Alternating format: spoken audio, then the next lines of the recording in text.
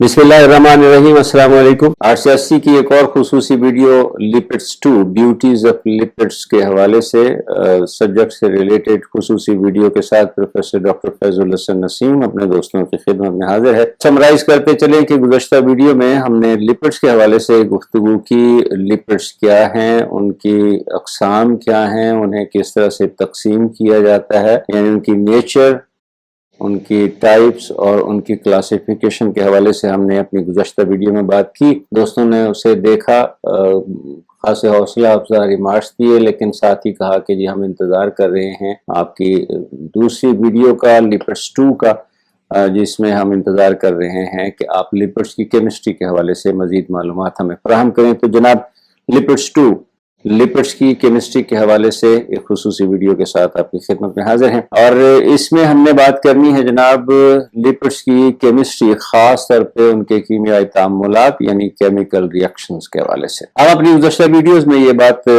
वाज़ेह कर चुके हैं कि किसी भी सब्सटेंस, किसी भी केमिकल की जो कीमियाई खुसूसियात हैं उनका इन्हिसार इस बात पर होता है कि उनमें कौन से फंक्शनल ग्रुप्स मौजूद हैं। खास तौर पे जो ऑर्गेनिक मॉलिक्यूल्स हैं उनमें जो फंक्शनल ग्रुप्स मौजूद होते हैं वो ये तय करते हैं कि इस कीमियाई मादे की केमिस्ट्री क्या होगी, इसके केमिकल रिएक्शंस क्या होंगे। जहां तक लिपिड्स का ताल्लुक है तो बुनियादी तौर पर तो लिपिड्स एस्टर्स हैं, लेकिन यह है कि अगर फ्री फैटी एसिड्स को आप कंसीडर करें तो फ्री फैटी एसिड्स में दो फंक्शनल ग्रुप होते हैं। एक तो है कार्बोक्सिल फंक्शनल ग्रुप, दूसरा या एल्काइल फंक्शनल ग्रुप या एल्कीनाइल फंक्शनल ग्रुप। हमने गुज़श्ता वीडियो में ये बात वाज़ेह की थी कि जो कुदरती तौर पर फैटी एसिड्स पाए जाते हैं वो एक तो ये कि कम से कम उनमें 4 कार्बन एटम्स होते हैं, दूसरा ये कि उनमें even number of carbon atoms होते हैं, तीसरा ये कि अगर वो अनसैचुरेटेड फैटी एसिड हों तो फिर उनमें कार्बन कार्बन डबल बॉन्ड होता है, कार्बन कार्बन ट्रिपल बॉन्ड नहीं होता। इसी बुनियाद पे अगर सैचुरेटेड फैटी एसिड्स हैं तो उनमें दो फंक्शनल ग्रुप होंगे, एक होगा कार्बोक्सिल फंक्शनल ग्रुप, दूसरा होगा उसका alkyl functional group, saturated hydrocarbon part. और अगर अनसैचुरेटेड फैटी एसिड हैं तो फिर कार्बोक्सिल फंक्शनल ग्रुप होगा और उसके साथ अनसैचुरेटेड एल्कीनाइल फंक्शनल ग्रुप होगा, जिसमें एक कार्बन कार्बन डबल बॉन्ड भी हो सकता है और एक से ज्यादा कार्बन कार्बन डबल बॉन्ड भी हो सकते हैं। आज की गुफ्तगू का आगाज हम यहीं से करेंगे। हम बात करेंगे उन रिएक्शंस की और खास तौर पे फैटी एसिड्स के रिएक्शन और लिपिड्स जो बुनियादी तौर पर एस्टर्स होते हैं फैटी एसिड्स के, उनके रिएक्शन के हवाले से। तो पहली बात हम करते हैं उन रिएक्शंस के हवाले से जो कार्बोक्सिल फंक्शनल ग्रुप की वजह से होते हैं। कार्बोक्सिल फंक्शनल ग्रुप की वजह से जो पहला जनरल रिएक्शन होता है उसको हम कहते हैं न्यूट्रलाइजेशन रिएक्शन। न्यूट्रलाइजेशन का मतलब यह है कि एक एसिड को हम किसी अल्कली के साथ या किसी बेस के साथ अगर रिएक्ट करें तो वो अल्कली या बेस रिएक्ट करके फैटी एसिड को, कार्बोक्सिलिक एसिड को एक साल्ट में तब्दील कर देगी और साथ ही उसके पानी बन जाएगा।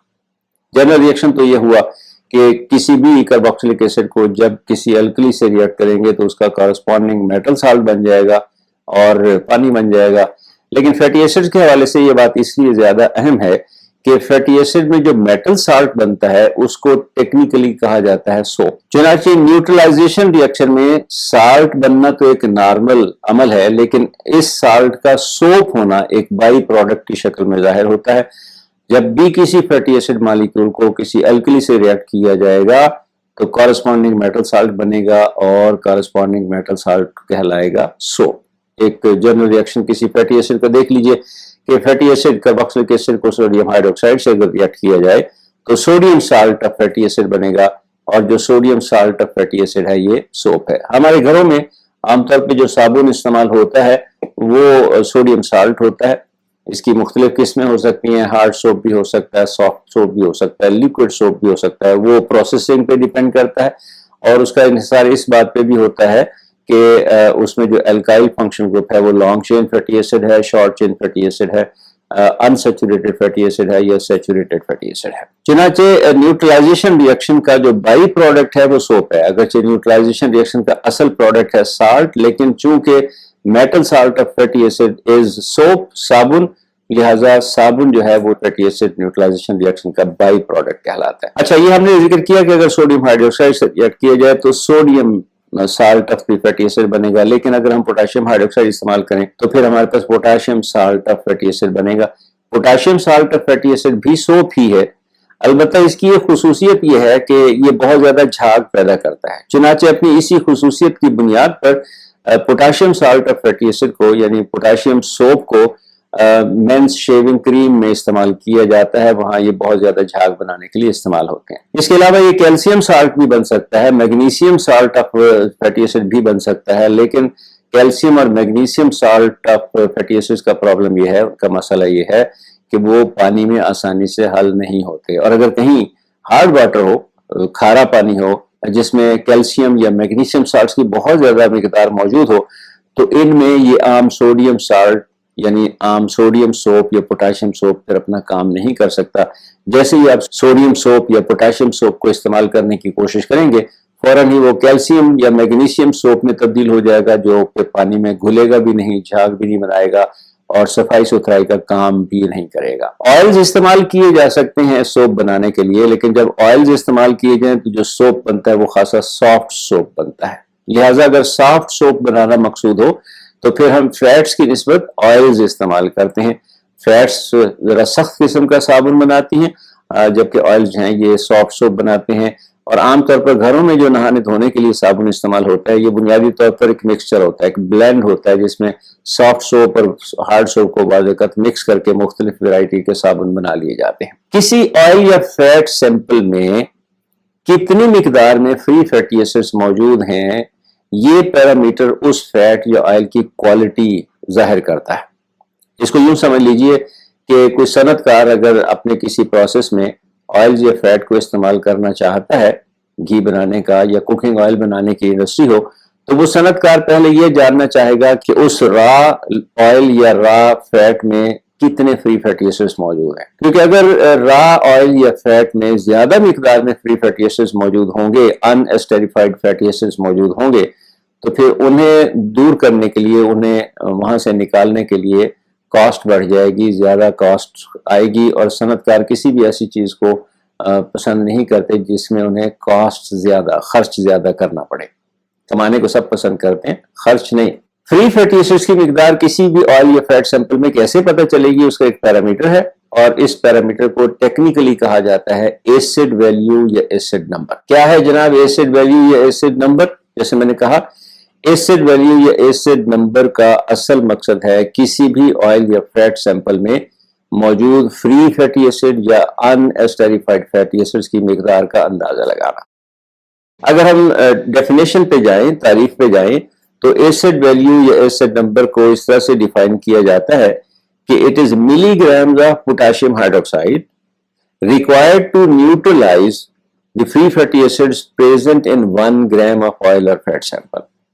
यानी आप 1 ग्राम फैट या ऑयल सैंपल लेंगे, फिर उसको पोटेशियम हाइड्रोक्साइड से रिएक्ट करेंगे और देखेंगे कितना पोटेशियम हाइड्रोक्साइड चाहिए मिलीग्राम्स में, जो उस 1 ग्राम फैट या ऑयल सैंपल के अंदर मौजूद फ्री फैटी एसिड्स को न्यूट्रलाइज कर सके। सिंपल टाइट्रेशन रिएक्शन है, लेकिन ये एक इंपॉर्टेंट, बहुत अहम क्वालिटी कंट्रोल पैरामीटर है, क्योंकि अगर किसी ऑयल या फैट सैंपल की एसिड वैल्यू ज्यादा है तो इसका मतलब है उसमें फ्री फैटी एसिड या अनएस्टेरिफाइड फैटी एसिड ज्यादा है, और ऐसा oil industrial point of view से, सनती नुक्ता नजर से कम क्वालिटी का ऑयल या फैट शुमार किया जाता है। दूसरी तरफ अगर किसी ऑयल या फैट सैंपल का एसिड वैल्यू कम है, इसका एसिड नंबर कम है, इसका मतलब यह है कि उसमें फ्री फैटी एसिड या अनएस्टेरिफाइड फैटी एसिड की मिकदार कम है।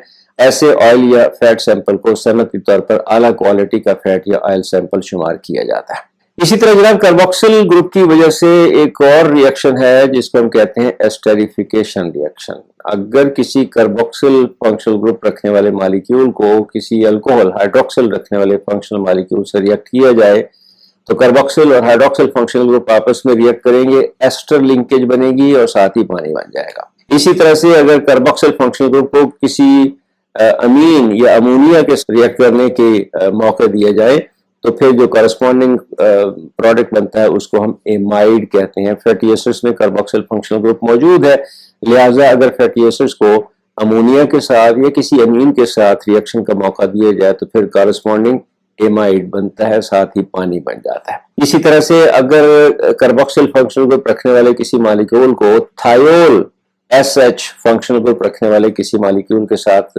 रिएक्शन का मौका दिया जाए, तो फिर करस्पॉन्डिंग थायोएस्टर बनता है। कार्बोक्सी एस्टर बनेगा जब carboxyl functional group hydroxyl functional group के साथ रिएक्ट करेगा, C डबल बॉन्ड OOC। और थायोएस्टर बनेगा जब कार्बोक्सिल फंक्शनल ग्रुप को किसी थायोल फंक्शनल ग्रुप के साथ या थायोल फंक्शनल ग्रुप रखने वाले किसी मॉलिक्यूल के साथ रिएक्शन का मौका दिया जाएगा। तो C डबल बॉन्ड OSC जब बनेगा तो ऐसे मॉलिक्यूल को हम कहेंगे कि it is a थायोएस्टर। Esterification reaction lipids के हवाले से एक बहुत अहम रिएक्शन है, क्योंकि फैटी एसिड्स किसी भी अल्कोहल के साथ जब रिएक्ट करेंगे तो एस्टर कार्बोक्सी एस्टर बनेगा। और ये रिएक्शन इस्तेमाल होता है ऑयल्स या फैट्स या ग्लिसराइड या वैक्सेस बनने के हवाले से। मिसाल के तौर पे अगर आप फैटी एसिड मॉलिक्यूल को ग्लिसरॉल मॉलिक्यूल के साथ रिएक्ट करने का मौका दें तो ग्लिसरॉल मॉलिक्यूल जो है ये ट्राइयोल है, ट्राई हाइड्रोक्सी मॉलिक्यूल है। इसमें 3 हाइड्रोक्सिल फंक्शनल ग्रुप हैं। हर हाइड्रोक्सिल फंक्शनल ग्रुप एक फैटी एसिड मॉलिक्यूल के साथ रिएक्ट कर सकता है। चुनांचे एक ग्लिसरॉल मॉलिक्यूल अगर एक फैटी एसिड के साथ रिएक्ट करेगा तो पहले बनेगा मोनोग्लिसराइड, फिर अगर दूसरा हाइड्रोक्सिल भी एक और फैटी एसिड मॉलिक्यूल के साथ रिएक्ट कर जाता है तो ये बन जाएगा डाइग्लिसराइड। मोनोएसाइल ग्लिसरॉल या डाइएसाइल ग्लिसरॉल भी कहते हैं इन मॉलिक्यूल्स को। और अगर तीसरा हाइड्रोक्सिल फंक्शनल ग्रुप भी एक तीसरे फैटी एसिड मॉलिक्यूल के साथ रिएक्ट कर जाए तो फिर ट्राइएसाइल ग्लिसरॉल या ट्राइग्लिसराइड बन जाता है। साथ ही पानी के 3 मॉलिक्यूल भी बन जाते हैं। और ये जो ग्लिसराइड्स बनते हैं, खासतौर पे जो ट्राइग्लिसराइड मॉलिक्यूल हैं, ये होते हैं फैट्स या ऑयल्स। कुदरती अशिया में जितने भी ग्लिसराइड्स, फैट्स या ऑयल्स मौजूद होंगे वो बुनियादी तौर पर फैटी एसिड के एस्टर्स हैं ग्लिसरॉल के साथ, इसी वजह से उनको कहा जाता है ग्लिसराइड्स। मोनोग्लिसराइड, डाइग्लिसराइड, ट्राइग्लिसराइड या मोनोएसाइल ग्लिसरॉल, डाइएसाइल ग्लिसरॉल और ट्राइएसाइल ग्लिसरॉल। अच्छा, इस रिएक्शन का उलट भी एक बड़ा इंटरेस्टिंग रिएक्शन है। अगर आप किसी ट्राइग्लिसराइड को ले और उसे किसी अल्कली के साथ रिएक्ट करें, मसलन पोटेशियम हाइड्रोक्साइड के साथ रिएक्ट कर दें या सोडियम हाइड्रोक्साइड के साथ रिएक्ट कर दें, तो इसकी हाइड्रोलिसिस होती है। और इस हाइड्रोलिसिस को, जिसे एल्कलाइन हाइड्रोलिसिस कहा जाता है, इसका एक स्पेसिफिक नाम है। इसके लिए जो इस्तेलाह इस्तेमाल की जाती है वो है saponification. Alkaline hydrolysis of fat और ऑयल सैंपल, इसको कहा जाता है सेपोनिफिकेशन। सेपोनिफिकेशन के 2 प्रोडक्ट बनते हैं, एक मेन प्रोडक्ट, एक बाई प्रोडक्ट। सेपोनिफिकेशन का जो मेन प्रोडक्ट है वो है soap, sodium salt, potassium salt या कोई भी मेटल साल्ट फैटी एसिड। वो जो 3 एस्टेरिफाइड फैटी एसिड्स होंगे ग्लिसराइड मॉलिक्यूल में, एक एक करके वो अपने कॉरस्पॉन्डिंग मेटल साल्ट में कन्वर्ट होते चले जाएंगे। मसलन अगर आप पोटेशियम हाइड्रोक्साइड से ये रिएक्शन करेंगे तो फिर जो साल्ट्स बनेंगे फैटी एसिड्स के वो होंगे potassium salt of 1 fatty acid, potassium salt of 2nd fatty acid और potassium salt of 3rd fatty acid. तो मेन प्रोडक्ट सेपोनिफिकेशन रिएक्शन का हो गया सोप। लेकिन इसके साथ ही जो बाई प्रोडक्ट बनता है वो है ग्लिसरॉल। ग्लिसरॉल का एक और नाम है ग्लिसरीन, और ये बाई प्रोडक्ट बहुत सारे सनती मुरक्कबात में इस्तेमाल होता है। खास तौर पर जो फेस क्रीम्स हैं या हेल्थ से रिलेटेड क्रीम्स हैं उनमें ग्लिसरॉल बहुत ज्यादा इस्तेमाल होता है। स्किन के लिए जो क्रीम्स हैं उनमें काफी ग्लिसरॉल इस्तेमाल होता है, कीप्स योर स्किन फ्रेश। तो ये ग्लिसरॉल कहाँ से आता है जनाब? ये आता है सेपोनिफिकेशन रिएक्शन के जरिए। सेपोनिफिकेशन रिएक्शन में हम इस्तेमाल करते हैं ग्लिसराइड्स, फैट्स या ऑयल्स। इनकी करते हैं हम एल्कलाइन हाइड्रोलिसिस, पोटेशियम हाइड्रोक्साइड या सोडियम हाइड्रोक्साइड इस्तेमाल करके, और कॉरस्पॉन्डिंग जो पोटेशियम साल्ट या सोडियम साल्ट बनता है वो तो बन जाता है सोप, लेकिन उसके साथ ही बाई प्रोडक्ट के तौर पे हमारे पास आ जाता है ग्लिसरॉल या ग्लिसरीन मॉलिक्यूल। अच्छा, जैसे एसिड वैल्यू का पैरामीटर था वैसे ही एक पैरामीटर है जिसे कहते हैं सेपोनिफिकेशन वैल्यू या सेपोनिफिकेशन नंबर। इसका भी एक बहुत अहम सनती इस्तेमाल है।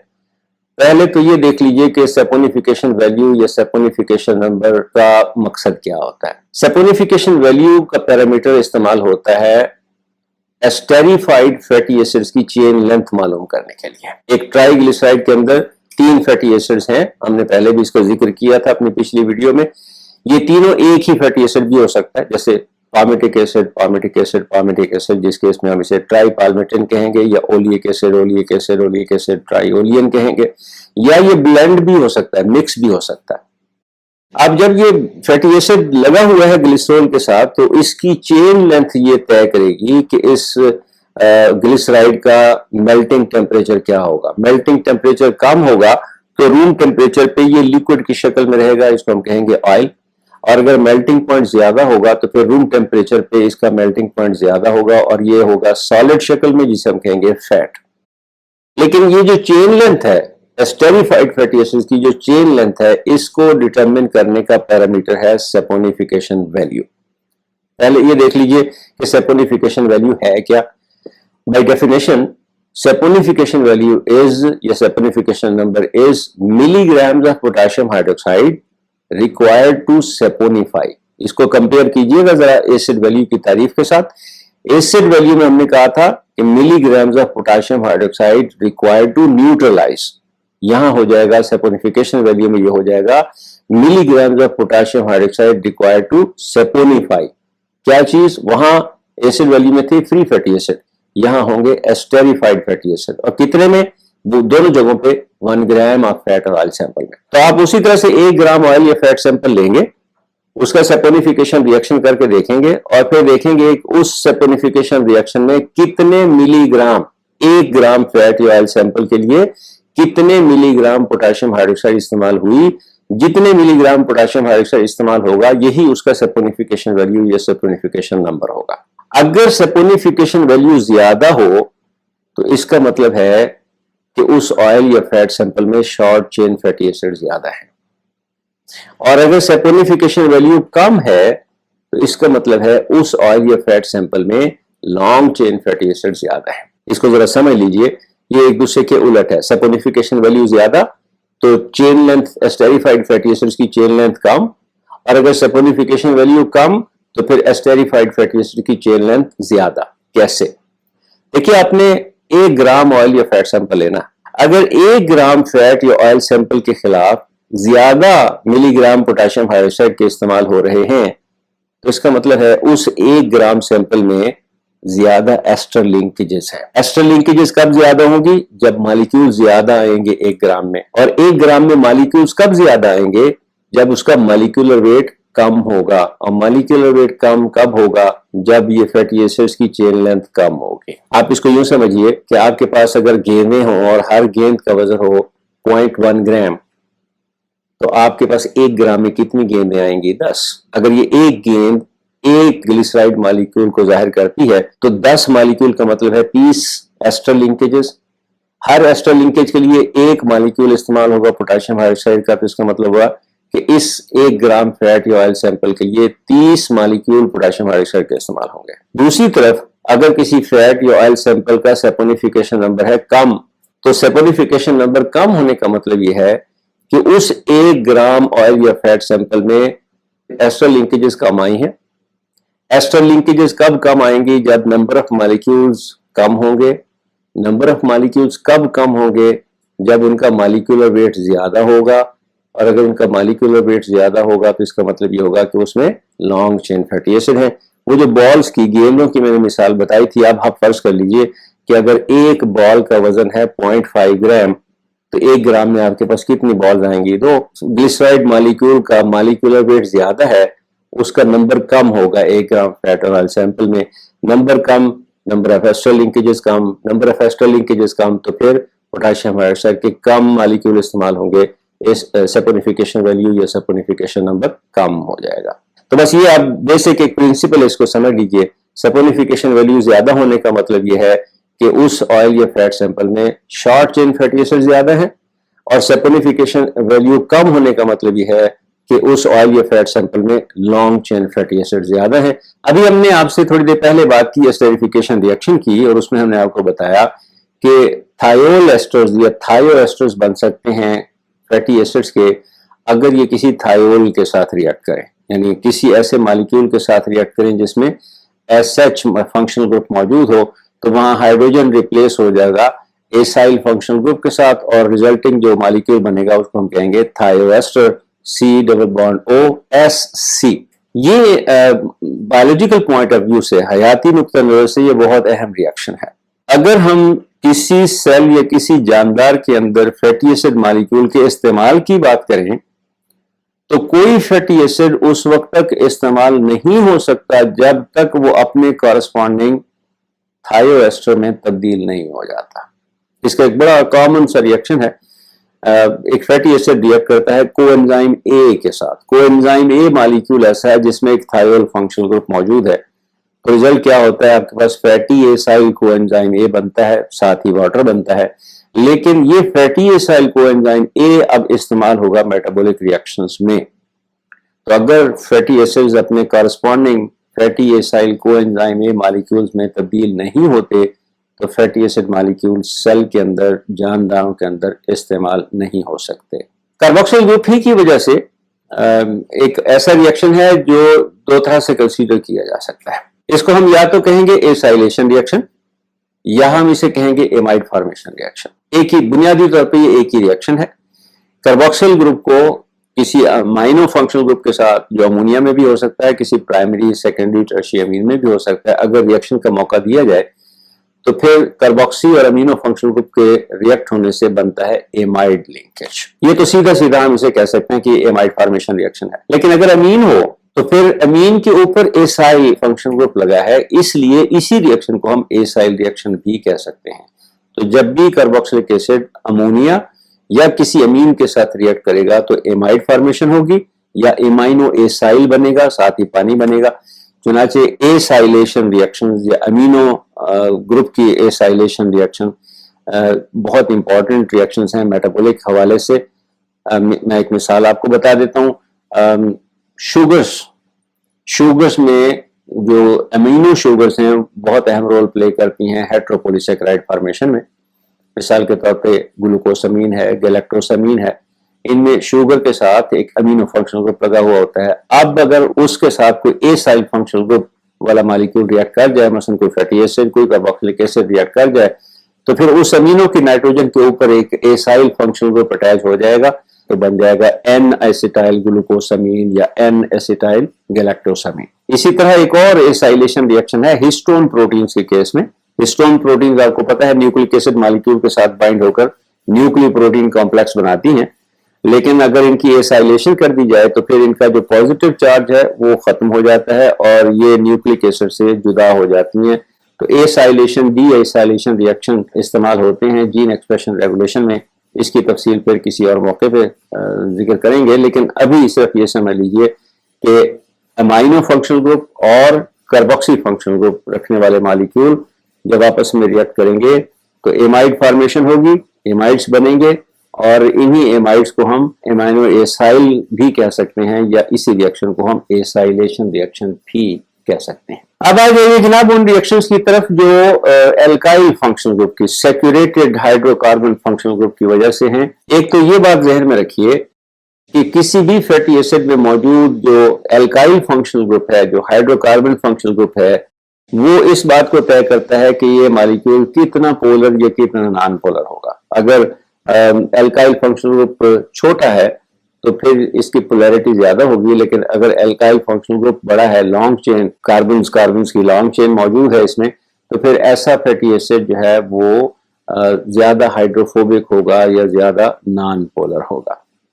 اب یہ جو الکائل فنکشنل گروپس ہیں they can undergo dehydrogenation reaction. Alkyl functional group آپ کو پتا ہے کہ سیچوریٹڈ ہائیڈرو کاربن سے ڈیرائیو ہوتے ہیں, لہٰذا ان سیچوریٹڈ ہائیڈرو کاربنز کا سب سے بڑا ریئیکشن یہ ہے کہ دے کین انڈرگو ڈی ہائیڈروجنیشن اور ان کو انسیچوریٹڈ الکینائل فنکشنل گروپس میں تبدیل کیا جا سکتا ہے. تو ایک سوٹیبل آکسیڈائزنگ ایجنٹ یہ کام کر سکتا ہے, وہ سیچوریٹڈ فیٹی ایسڈ کے ساتھ ریئیکٹ کرے گا اور اسپیسیفک پوائنٹس پہ, یاد رکھیے سیل کے اندر جب بھی یہ ریئیکشن ہوں گے تو کوئی مخصوص انزائم اس حوالے سے کام کر رہا ہوگا, تو سلیکٹڈ کاربن سے وہ ہائیڈروجنز ریموو کر کے ٹرانسفر کر دے گا اس آکسیڈائزنگ ایجنٹ پہ.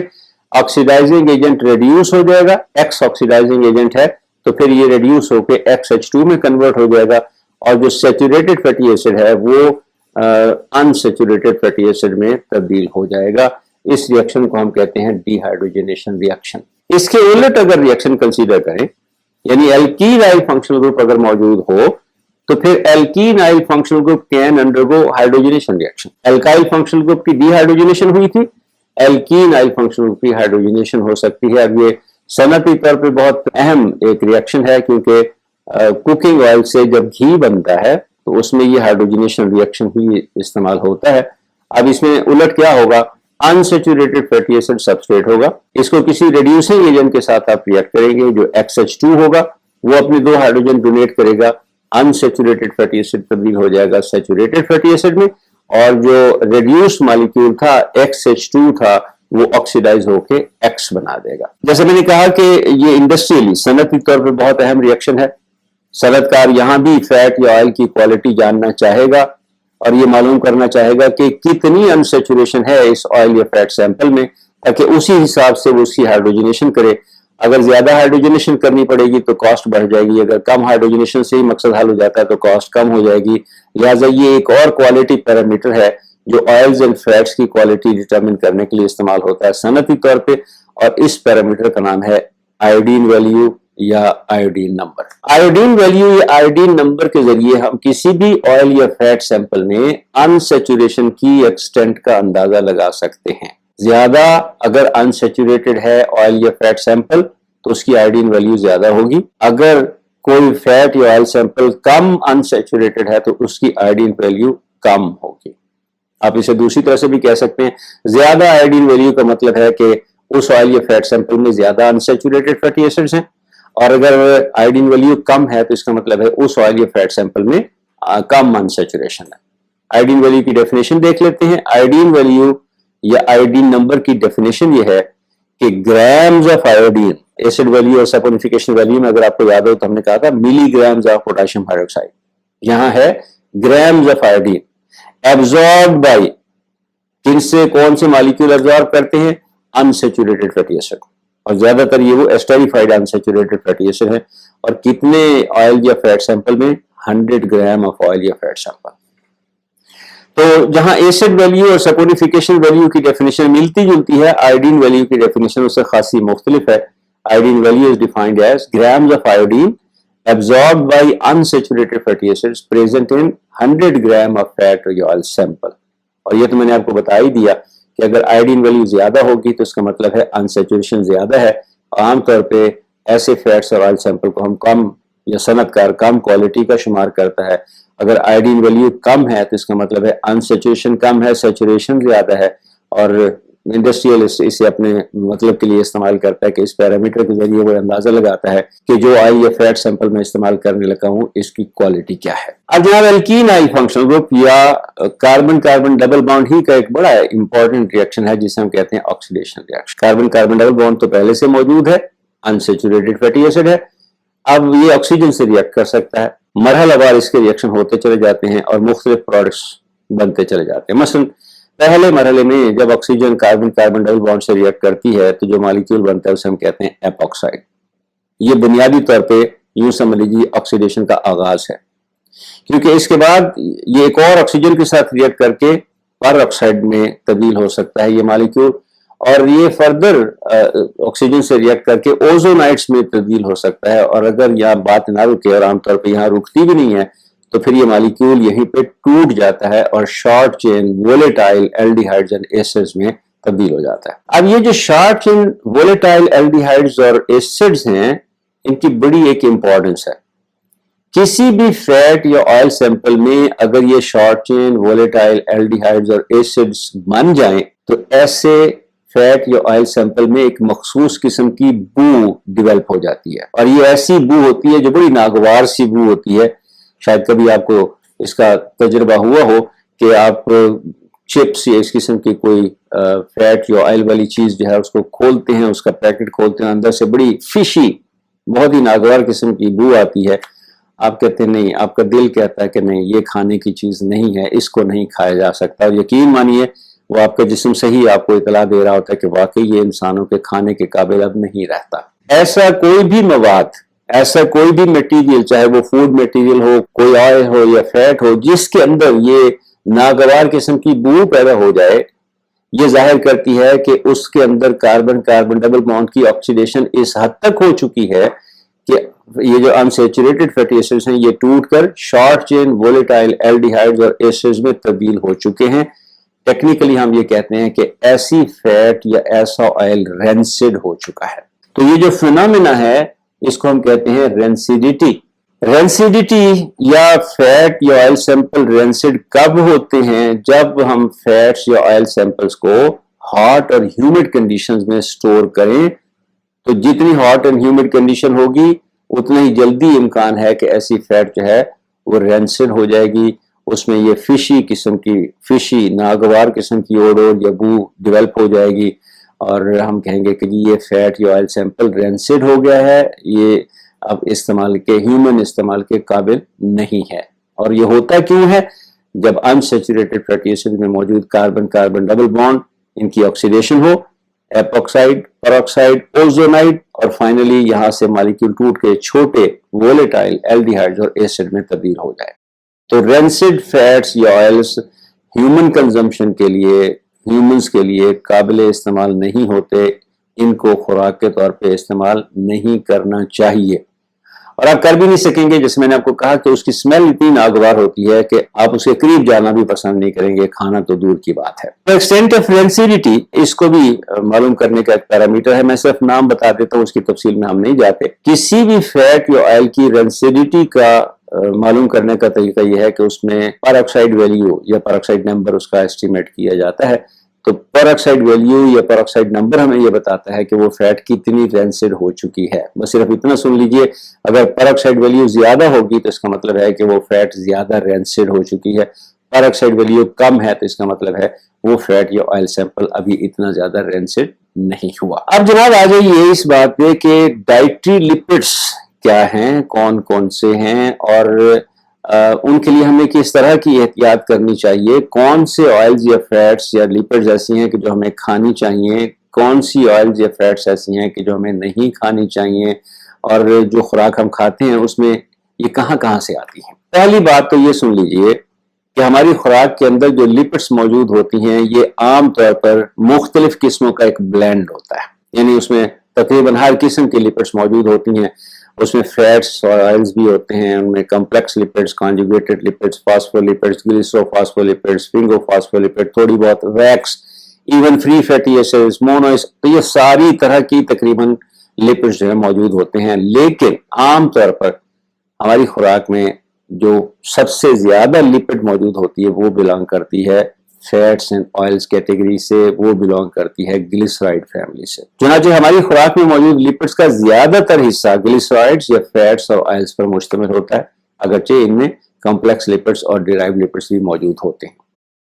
عام سورسز کیا ہیں ان ڈائٹری لپڈس کے؟ خوراک میں جو ہماری لپڈس موجود ہوتی ہیں ان کے عام سورسز میں ہیں، مثال کے طور پہ زیتون ہے، وہاں سے ہم اولیو آئل حاصل کرتے ہیں، ہم کاٹن سیڈ آئل حاصل کرتے ہیں، کینولا، یہاں سے ہم کینولا آئل حاصل کرتے ہیں، سن فلاور، سورج مکھی، سن فلاور آئل نکالتے ہیں وہاں سے، مکئی سے کارن آئل حاصل ہوتا ہے، مونگ پھلی سے پینٹ بٹر بھی بنتا ہے، پینٹ آئل بھی ہے، بچے بڑے شوق سے کھاتے ہیں پینٹ بٹر، وہاں سے حاصل کیا جاتا ہے۔ اگرچہ ایک بات یاد رکھیے کہ کچھ بچوں کو پینٹ سے الرجی ہوتی ہے، لہٰذا اس کا آپ کو خیال رکھنا پڑے گا۔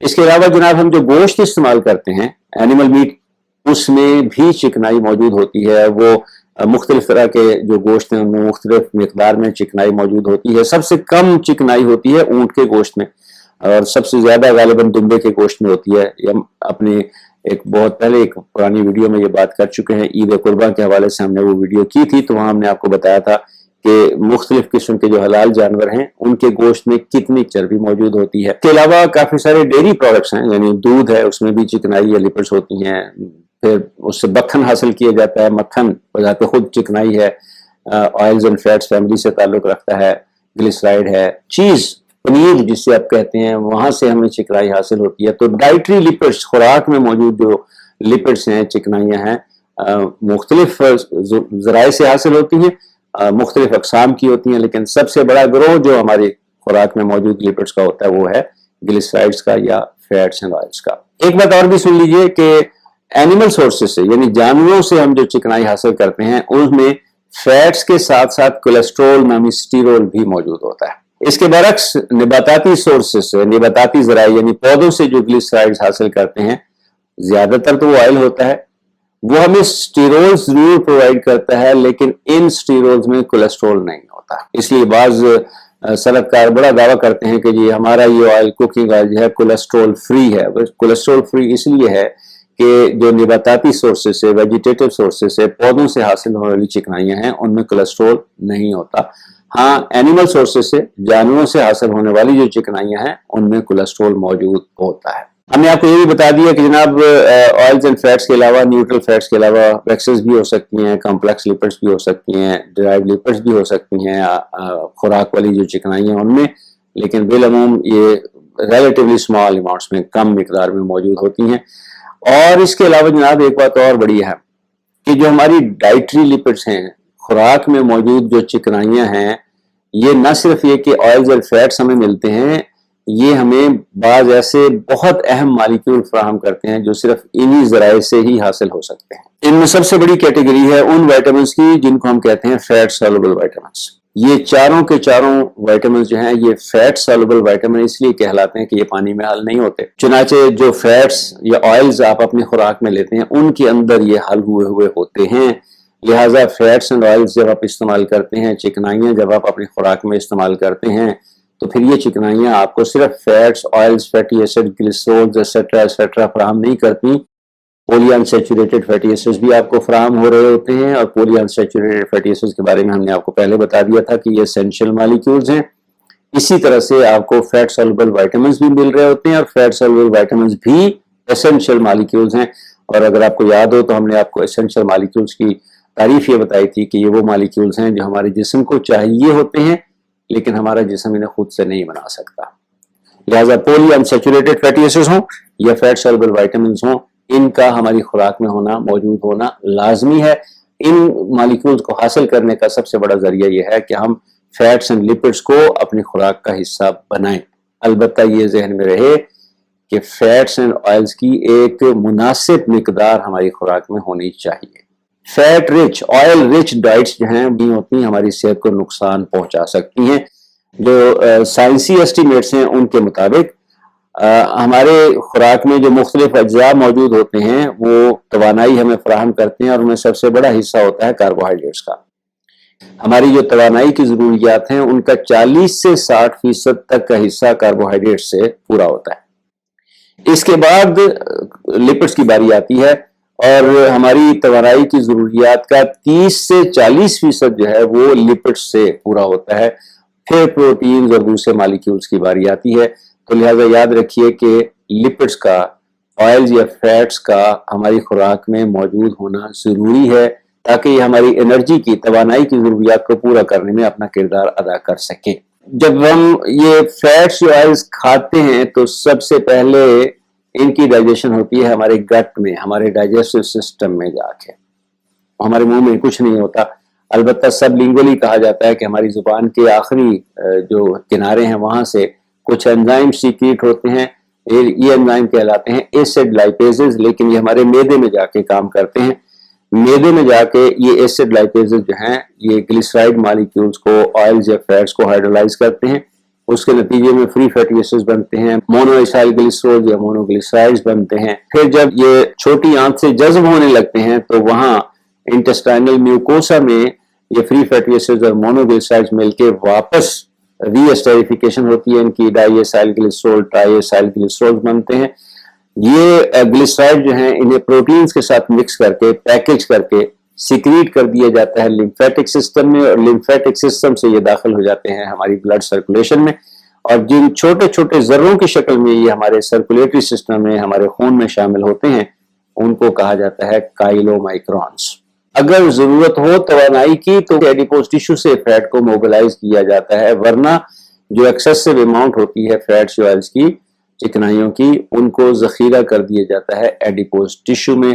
تو جسم کے اندر جو جسمانی اعضاء موجود ہیں ان کے اوپر یہ فیٹ کے ڈپازٹس بن جاتے ہیں، ایڈیپوز ٹیشو میں فیٹ جمع ہو جاتی ہے، اسٹوریج ہو جاتی ہے، جب ضرورت پڑتی ہے اس کو وہاں سے موبلائز کر لیا جاتا ہے۔ یہ بھی یاد رہے کہ جناب سیچوریٹڈ فیٹی ایسڈ اور لانگ چین فیٹی ایسڈ جو ہیں یہ کافی زیادہ مقدار میں توانائی فراہم کرتے ہیں اگر ہم اس کا مقابلہ کریں انسیچوریٹڈ فیٹی ایسڈ اور شارٹ چین فیٹی ایسڈ میں۔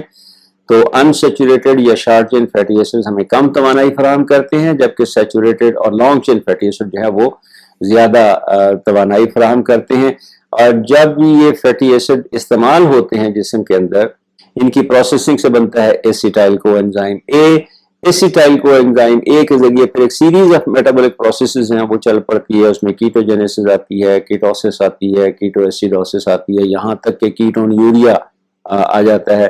یہ مختلف کنڈیشنز ہیں اور ان میں ایب نارملٹی بڑھتی جاتی ہے. جیسے کیٹوجینیسس تقریباً نارمل ہے, کیٹوسس تھوڑا سا ایب نارمل ہے, کیٹو ایسیڈوسس کافی ایب نارمل ہے, اور کیٹون یوریا بہت ایب نارمل ہے, کیونکہ کیٹون یوریا میں کیٹون باڈیز نامی مالیکیول پیشاب میں آنا شروع ہو جاتے ہیں, اور یہ انڈیکیٹ کرتا ہے کہ اس وقت جسم کے اندر, خاص طور پہ ڈائبٹک پیشنٹس میں یہ بہت کامن ہوتا ہے کہ جسم کے اندر توانائی کا انحصار فیٹس پر, آئلز پر, فیٹی ایسڈز پر بہت زیادہ ہو گیا ہے. یہ بحث ہمارے یہاں بڑی چلتی ہے کہ آئلز استعمال کیے جائیں یا گھی استعمال کیا جائے. تو ہم آپ کو یہ عرض کریں کہ جناب آپ کو کسی بھی چیز میں ایکسیسو استعمال نہیں کرنا. آپ کو ایک بلینڈ استعمال کر, ایک یہ کہ آپ کے خوراک میں مناسب مقدار میں چکنائیوں کا ہونا لازمی ہے. دوسری بات یہ ہے کہ آپ نے سیچوریٹڈ اور ان سیچوریٹڈ فیٹی ایسڈز کا ایک بلینڈ, ایک مکسچر استعمال کرنا ہے, کیونکہ ان میں سے ہر ٹائپ کے, ہر قسم کے ایسڈز کے اپنے فائدے ہیں, اپنے نقصانات ہیں. ابھی ہم نے آپ کو بتایا کہ سیچوریٹڈ فیٹی ایسڈ یا long chain fatty acids unsaturated fatty acid اور شارٹ چین فیٹی ایسڈ کے نسبت زیادہ توانائی فراہم کرتے ہیں. لیکن انسیچوریٹڈ فیٹی ایسڈ کا ایک بڑا نقصان یہ ہے کہ ان کے جو کاربن کاربن ڈبل بانڈ ہیں ان کی آکسیڈیشن سے بعض اوقات فری ریڈیکلز بننا شروع ہو جاتے ہیں, اور فری ریڈیکلز یا ری ایکٹیو آکسیجن اسپیشیز ROS یہ ہماری جسم میں بہت سارے صحت کے مسائل پیدا کرنے کا باعث بنتے ہیں, جن میں سے ایک مسئلہ کینسر بھی ہے. فری ریڈیکلز کینسر کاز کرتے ہیں, لیکن یہ فری ریڈیکلز اور بہت سارے سورسز سے اور بہت سارے ذرائع سے بھی آتے ہیں. البتہ ایک ذریعہ انسیچوریٹڈ فیٹی ایسڈز بھی ہیں. اگر یہ unsaturated fatty acids properly oxidise نہ ہوں تو یہ فری ریڈیکلز کو جنم دینے کا باعث بن سکتے ہیں, ری ایکٹیو آکسیجن اسپیشیز پیدا کرنے کا باعث بن سکتے ہیں, اور پھر یہ فری ریڈیکلز جو ہیں یہ صحت کے مسائل پیدا کرنے کا باعث بن سکتے ہیں. چنانچہ آپ کو ہمارا مشورہ یہ ہے کہ ماڈریٹ اماؤنٹس لپڈس کی ضرور ہونی چاہیے آپ کی خوراک میں, اور یہ لپڈس پولی انسیچوریٹڈ فیٹی ایسڈز بھی رکھتی ہوں تاکہ پولی انسیچوریٹڈ فیٹی ایسڈ جو اسینشل مالیکولز ہیں وہ آپ کے جسم کو فراہم ہو سکے. پھر آپ ترجیح دیں اس فیٹ کو جو نیچرل فیٹ ہے, سنتھیٹک فیٹ نہیں. مارجرین وغیرہ جو ہے یہ سنتھیٹک فیٹس ہیں. ہم آپ کو ریکمینڈ یہ کریں گے کہ آپ قدرتی طور پر پائے جانے فیٹس اور آئلز, قدرتی طور پر پائے جانے والے گلیسرائڈز کو استعمال کریں. آئلز اور فیٹس کا ایک بلینڈ استعمال کریں, آئل بھی استعمال کریں, فیٹس بھی استعمال کریں. مکھن کھائیں, کھانے پہ پابندی مت لگائیے, کھائیں. کیوں؟ آپ کو ہر طرح کی فیٹس چاہیے, آپ کو ہر طرح کے فیٹی ایسڈز چاہیے, لانگ چین فیٹی ایسڈز بھی چاہیے, آپ کو شارٹ چین فیٹی ایسڈز بھی چاہیے, سیچوریٹڈ فیٹی ایسڈز بھی چاہیے, انسیچوریٹڈ اور خاص طور پہ پولی انسیچوریٹڈ فیٹی ایسڈز بھی چاہیے. لیکن ساتھ ہی ساتھ یہ سب کچھ کھانے کے ساتھ ہی ساتھ ایک تو آپ نے معتدل مقدار میں, مناسب مقدار میں کھائیں, لیکن اس کے ساتھ ہی ساتھ آپ کی خوراک میں اینٹی آکسیڈنٹس والی خوراک بھی موجود ہونی چاہیے. آپ کی خوراک میں اینٹی آکسیڈنٹ اجزاء رکھنے والی چیزیں بھی موجود ہونی چاہیے. آپ کی خوراک میں اینٹی آکسیڈنٹس فراہم کرنے والے اجزاء بھی ہونے چاہیے. اور پھر یہ بھی یاد رکھیے کہ جو فیٹس یا آئلز آپ نے کھانے ہیں آپ نے ان کو ایکسرسائز کر کے برن بھی کرنا ہے, ان کو میٹابولک پروسیس میں استعمال بھی کرنا ہے تاکہ آپ کے جسم میں فیٹس جو آئل ذخیرہ نہ ہوں. جب کبھی ممکن ہو را فوڈ زیادہ استعمال کریں. را فوڈ سے ہماری مراد یہ ہے کہ فروٹس استعمال کریں, سبزیاں استعمال کریں, کچی سبزیاں اگر کھائی جا سکتی ہوں تو وہ کھائیں. را فوڈ جو ہے وہ اینٹی آکسیڈنٹس کا ایک بہت اچھا سورس ہے, بہت اچھا ذریعہ ہے. لہذا فیٹس یا آئلز بند نہیں کرنے, آپ نے فیٹس یا آئلز استعمال کرنے ہیں لیکن مناسب مقدار میں کرنے ہیں. کوشش یہ کرنی ہے کہ وہ بلینڈ ہو, اس میں انسیچوریٹڈ فیٹی ایسڈز بھی ہوں, سیچوریٹڈ فیٹی ایسڈز بھی ہوں. آئلز میں سیچوریٹڈ فیٹی ایسڈز کم ہوں گے, انسیچوریٹڈ فیٹی ایسڈز زیادہ ہوں گے. فیٹس میں سیچوریٹڈ فیٹی ایسڈز زیادہ ہوں گے, انسیچوریٹڈ کم ہوں گے. اسی طرح آئلز میں شارٹ چین فیٹی ایسڈز زیادہ ہوں گے, جبکہ فیٹس میں لانگ چین فیٹی ایسڈ. یہ سارا بلینڈ ہونا چاہیے. قدرتی چکنائیاں, قدرتی یا نیچرل فیٹس آپ نے استعمال کرنی ہے, اور ایسی خوراک استعمال کرنی ہے جس میں اینٹی آکسیڈنٹس زیادہ سے زیادہ ہوں. اور آپ نے ایکسرسائز ضرور کرنی ہے تاکہ آپ کے جسم میں جو چکنائی, جو آئل یا فیٹ کیا ہے وہ برن آؤٹ ہو سکے. اور اینٹی آکسیڈنٹس کے حوالے سے یاد رکھیے گا کہ را فوڈز, کچی سبزیاں اور پھل بہت اچھا ذریعہ ہے اینٹی آکسیڈنٹس کا, تو انہیں ضرور استعمال کیجیے, ضرور اپنی خوراک کا حصہ بنائیے. تو جناب یہ تھی ہماری گفتگو لپڈس کے حوالے سے. جو باقی باتیں رہ گئی تھیں ان کی کیمسٹری کیا ہے, آپ کو کون سی لپڈس کھانی چاہیے, کون سی فیٹس اور آئلز استعمال کرنے چاہیے, صنعتی طور پر ان آئلز یا فیٹس کی کوالٹی معلوم کرنے کے پیرامیٹرز کون کون سے ہیں, اور سب سے اہم یہ کہ آپ کے خوراک میں کون کون سی چکنائیوں کا ہونا لازمی ہے, آپ نے کس طرح کی خوراک کو ترجیح دینی ہے, کس طرح کی چکنائیوں کو ترجیح دینی ہے. امید ہے ہماری یہ گزارشات آپ کی صحت کے حوالے سے آپ کو پسند آئیں گی اور آپ کی صحت کو برقرار رکھنے میں آپ کے کام آئیں گی. دعا میں یاد رکھیے گا. انشاءاللہ ایک اور خصوصی ویڈیو کے ساتھ جلدی آپ سے پھر ملاقات ہوگی. تب تک فیض الحسن نسیم کو اجازت دیجیے. السلام علیکم ورحمۃ اللہ وبرکاتہ. امید ہے ہماری یہ ویڈیو بھی ہمارے دوستوں کو پسند آئی ہوگی. اگر آپ نے ابھی تک ہمارا چینل سبسکرائب نہیں کیا تو چینل سبسکرائب کیجئے, گھنٹی کے نشان کو بھی کلک کیجئے, اور ہاں, ان ویڈیوز کے لنکس اپنے دوستوں سے شیئر کرنا مت بھولیے. یاد رکھیے, علم وہ دولت ہے جو بانٹنے سے کم نہیں ہوتی.